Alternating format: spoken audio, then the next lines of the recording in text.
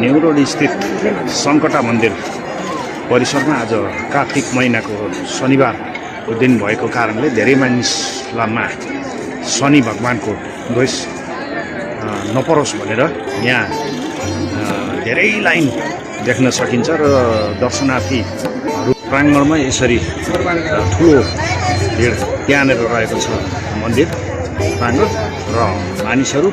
यहाँ ठुलो लाइन कमसेकम सबै यो लाइनलाई तन्काउने हो भने 1 किलोमिटर जतिको लाइन होला 1 किलोमिटर जतिको लाइन होला यो यहाँदेखि तल बाहिर सडकदेखिको लाइन यसरी देख्न सकिन्छ यहाँ मानिसहरूको लाइन यसरी देख्न सकिन्छ र यो लाइन यसरी घुमेर गएको छ र यसरी ठुलो मन्दिर परिसरमा ठुलो रहेको छ र त्यसरी घुमेर फेरि यु आकारको पुरै यु आकारको घुमेर अनि दोहोरो तेह्रो घुम्ती र यसरी रहेको छ भने म पनि यही यहाँ मन्दिर मार्जिन होलो होला कि भनेर दर्शन गर्न आएको तर भगवान् शनिदेवलाई टाढैदेखि नमन गर्दछु र यस्तै हो अब यहाँको रियालिटी अनुसार दर्शनार्थीहरू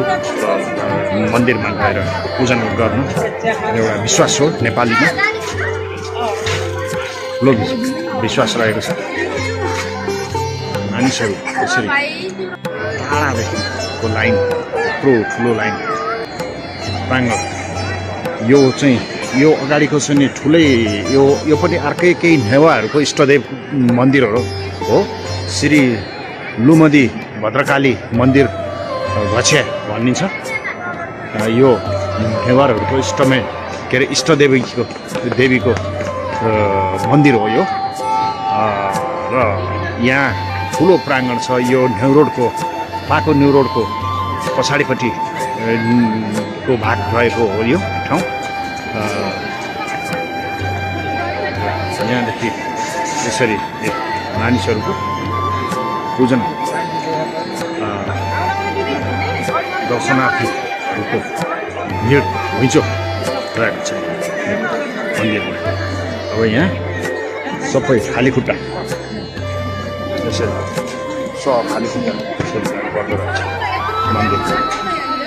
मन्दिरमा अब यहाँ मन्दिर गइसाध्य दर्शन गरिसाध्य छैन भगवान् शनिदेवको सङ्कटा देवको पूजा प्रार्थना र यो माथि एक तला माथि जाने लाइन हो यो पूजा प्रार्थनाको लागि यस्तो छ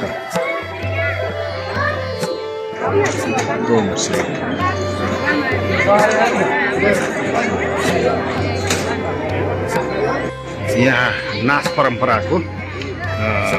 कान्छीरा गुरुज्यूसँग मैले पनि टिका ग्रहण गरेँ उहाँले आशिक दिनुभयो मैले भेटी लगाएर कान्छीरा गुरुज्यूसँग यसरी नै विघ्न बाधा रोगहरू हटोस् भन्नुभयो यसरी सोध्नुभयो र गुरुहरूसँग मैले यसरी भेटीदान गरेँ र उहाँले पनि के गोत्र के थरी हो भन्नुभयो र गुरुज्यूले यसरी मलाई दान र